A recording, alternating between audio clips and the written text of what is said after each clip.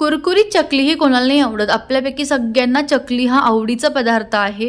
त्याचबरोबर महाराष्ट्रामध्ये फक्त दिवाळीला केला जाणारा पदार्थ तर सर्रास नाश्त्यामध्ये केला जातो किंवा खाल्ला जातो. आणि अगदी परफेक्ट अशी पोह्यांची चकली आपण बघणार आहोत. झटपट अशी रेसिपी आहे, बिलकुल ही रेसिपी बिघडत वगैरे नाही. आणि तुम्ही इथे बघू शकता किती मस्त अशी कुरकुरीत झालेली आहे. पुढे तुम्ही आवाज ऐकू शकता. आणि अशी परफेक्ट रेसिपी होण्यासाठी तुम्हाला व्हिडिओ शेवटपर्यंत बघावे लागेल. नवीन असेल सबस्क्राईब करावे लागेल. नमस्कार, मी मोहिनीता तुम्हा सर्वांचं स्वागत करते माझ्या किचनमध्ये. तर पोह्यांची चकली करण्यासाठी इथं मी 1 कप असे पोहे घेतलेले आहेत. जे पोहे आपण कांदे पोहे करायला वापरतो तेच पोहे घेतलेले आहेत. आणि कुठलंही प्रमाण तुम्ही एकाच वाटीने किंवा एकाच कपने असं मोजून घ्या. आणि आता हे पोहे आपण मिक्सरच्या भांड्यामध्ये घालून त्याची पावडर करून घ्यायची. तुम्ही इथे बघू शकता अगदी बारीक असे हलवी पावडर करून घेतलेलं आहे. त्यानंतर ही बनवून घेतलेली पोह्यांची पावडर आपण चाळून घ्यायची. त्यासाठी इथं मोठं असं मी बाउल किंवा भांडं घेऊन त्याच्यामध्ये चाळण ठेवून घेतली आणि ही सगळी पावडर आपण चाळून घ्यायची. म्हणजे काय थोडेफार असे मोठे कण असतील किंवा अख्खी राहिलेले पोह्यांचे कण असतील ते ह्यातनं सेपरेट होतील. आता हे अख्खे राहिलेले पोहे सुद्धा परत आपण मिक्सरच्या भांड्यामध्ये काढून घ्यायचे.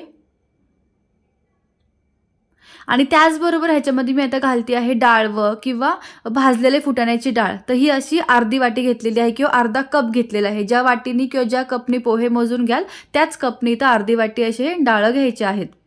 ते डाळ सुद्धा आपण चाळून घ्यायचे.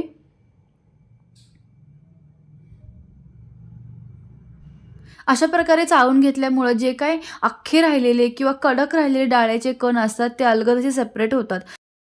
आता मी यामध्ये घालणार आहे तांदळाचं पीठ. तर इथं मी तांदळाचं पीठ जे आपण नॉर्मल घरात भाकरी बनवायला वापरतो किंवा घावणं बनवायला वापरतो तेच घेतलेलं आहे. तर असं हे तांदळाचं पीठ आपण 1.5 कप घ्यायचं. तर इथं मी 1 कप घालून घेतलं. त्यानंतर परत असं अर्धा कप तांदळाचं पीठसुद्धा इथं चाळून घ्यायचं. इथं जे मी माप सांगितलेलं आहे किंवा प्रमाण सांगितलं आहे त्याप्रमाणेच घ्यायचं आहे तुम्ही. पिठं चाळून घेतल्याच्या नंतर ह्यामध्ये आपण घालायचं आहे तेलाचं मोहन. तर त्यासाठी इथं मी पाऊण कप असं किंवा पाऊण वाटी तेल असं गरम करून घेतलं आहे. यापेक्षा जास्त तेल वापरू नका. आणि पोह्यांचे चमचे म्हणाल तर 5 ते 6 पोह्यांचे चमचे असं इथं तेल वापरायचं आहे. खूप जास्त तेल जर आपण घातलं तर इथं आपली चकली तेलामध्ये विरघळू शकते किंवा खूप जास्त तेलकट होऊ शकते. सुरुवातीला तेलाचं चमच्याने एकत्र करून घ्यायचं कारण का ते गरम असतं. आणि त्यानंतर आपण हाताने खूप चांगलं हे तेल सगळ्या पिठाला असं चोळून घ्यायचं आहे.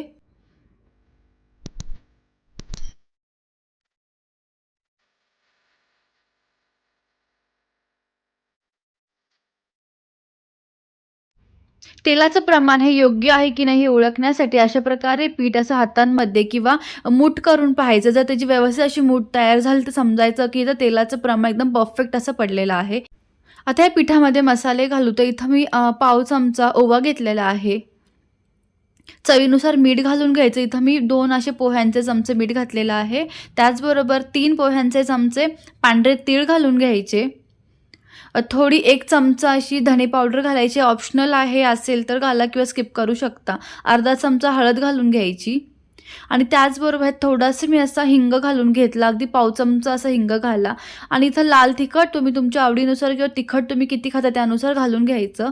आणि हे कोरडेच मसाले असे एकत्र करून घ्यायचे पिठामध्ये. आता ह्या पिठामध्ये आपण पाणी घालून घ्यायचं. ते इथं पाणी थंड न वापरता कडकडीत असं गरम पाणी घालायचं आहे. सुरुवातीलाच खूप जास्त पाणी न घालता पाणी हे अंदाज घेत घेत घालायचं आहे. हे पाणी गरम असल्यामुळं आपण चमच्याने असं एकत्र करून घ्यायचं. आणि तुम्ही तांदूळ कुठला वापरता त्याच्यावरती पाण्याचं प्रमाण हे ठरतं. इथं मी हे संपूर्ण पीठ भिजवण्यासाठी 2 कप असं पाणी वापरलेलं आहे. तर हे संपूर्ण 2 कप पाणी मी थोडंसं करून ह्याच्यामध्ये घालून घेतलं. पाण्याचं प्रमाण खूप जास्त झालं जर तुम्ही पातळ पीठ भिजवलं तर चकली चांगली काटेरी होणार नाही. त्याचबरोबर ते तेल खूप जास्त पिऊ शकते, तेलकट चकली तयार होईल. तर इथं मी असे संपूर्ण आता पाणी ह्याच्यामध्ये घालून घेतलं आहे. आता हे पीठ थोडंसं कोमट झाल्याच्या नंतर ह्या पिठाचा आपण चांगला असा गोळा मळून घ्यायचा आहे. मऊसर असा पिठाचा गोळा मळून घ्या.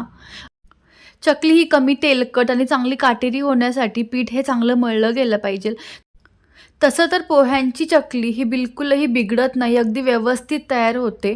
कारण त्याच्यामध्ये आपण तांदळाचं पीठसुद्धा घातलेलं आहे. पण जर तुमच्याकडनं तेलाचं प्रमाण जास्त झालं किंवा पाणी खूप जास्त प्रमाणात तुम्ही घातलं, तर ही चकली बिघडू शकते किंवा मग तेलकट होऊ शकते. त्यामुळं पाणी आणि तेलाचं प्रमाण हे एकदम मी सांगितले त्याप्रमाणेच घाला. आता हे मिश्रण एकदम चांगलं थंड झालेलं आहे किंवा कोमट झालेलं आहे. आता हाताने आपण व्यवस्थित असा ह्याचा गोळा मळून घ्यायचा.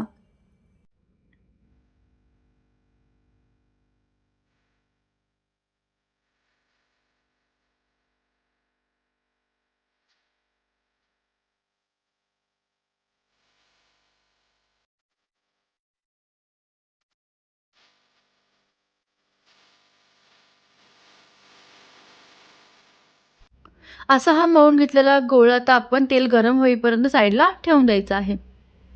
10 मिनिटांच्या नंतर परत एकदा थोडंसं पाण्याचा हात घेऊन आपण हा पिठाचा गोळा चांगला असा मळून घ्यायचा. आता ह्यामधला छोटासा असा पिठाचा गोळा घ्यायचा आणि तो चांगला असा मळून घ्यायचा आहे. जेवढा पिठाचा गोळा आपल्या साच्यामध्ये बसेल चकलीचा तेवढा असा गोळा इथं आपण बनवून घ्यायचा आहे. आणि त्यानंतर हा गोळा आपण साच्यामध्ये घालून घ्यायचा. पण त्याआधी इथं मी साच्याला तेल लावून घेतलं आणि व्यवस्थित असं हे पीठ आपण दाबून असं ह्या चकलीच्या साच्यामध्ये असं भरून घ्यायचं. आणि तेल गरम करून घेतल्याच्या नंतर अशा प्रकारे ह्याच्यामध्ये चकली सोडून घ्यायची. पण तुम्हाला जर अशा प्रकारे डायरेक्टली तेलामध्ये नसेल सोडता येत चकली, तर तुम्ही एखाद्या प्लेटवर बनवून घेऊ शकता आणि झाऱ्याने किंवा चमच्याने ही चकली अशी तुम्ही तेलामध्ये सोडू शकता. इथे एक टिप लक्षात घ्या, की चकली सोडल्याच्या नंतर ती झाऱ्याला चांगली अशी कडक लागेपर्यंत बिलकुलही उलटून घ्यायची नाही आहे. सारखं जर आपण अशी ती उलटत राहिलो, वरखाली करत राहिलो, तर चकली खूप जास्त तेल पिऊ शकते. म्हणून शक्यतो चांगली एका बाजूने कडक झाल्याच्या नंतरच ती उलटून घ्यायची आहे आणि दोन्हीही बाजूनी मध्यम गॅसवरती मस्त खरपूस होईपर्यंत ही चकली तळून घ्या. बिलकुलही खूप जास्त पसारा न मांडता अगदी 10 ते 15 मिनिटांमध्ये ही चकली तयार होते. इथं अशी व्यवस्थित ही चकली अगदी कुरकुरीत तळून मी घेतलेली आहे. ती आता आपण अशी झाऱ्याने काढून घ्यायची. इथं ही चकली तेलातनं काढल्याच्या नंतर व्यवस्थित अशी तेल निथळून घ्यायची आणि चाळणीवरती किंवा पेपर टॉवेलवर तुम्ही ठेवून ती व्यवस्थित अगदी तेल त्याच्यामधलं पूर्ण जाईपर्यंत निथळून घ्या. अशा प्रकारे इथं मी चाळण वापरते आहे. अगदी मस्त कुरकुरीत ही चकली तयार झालेली आहे. अगदी तुम्ही महिनाभर सुद्धा खाऊ शकता. ती खराब होणार नाही किंवा तेलकट लागणार नाही. इथं अशी तळून घेतलेली संपूर्ण चकली आपण थंड करून घ्यायची आहे आणि मगच डब्यात भरून ठेवायची. तर इथं अशी आपली ही खमंग आणि तितकीच कुरकुरीत अशी ही चकली तयार झालेली आहे. संपेपर्यंत ही चकली बिलकुलही मऊ पडणार नाही. तुम्ही ते बघू शकता बिलकुलही तेलकट वगैरे ही चकली झालेली नाही आहे. त्याचबरोबर तुम्हाला आजचा हा व्हिडिओ कसा वाटला हे मला नक्की कमेंट करून सांगा. रेसिपी जर आवडली लाईक करायला विसरू नका. पुन्हा भेटूयात आणखीन एका अशाच नवीन रेसिपीसह. थँक्यू.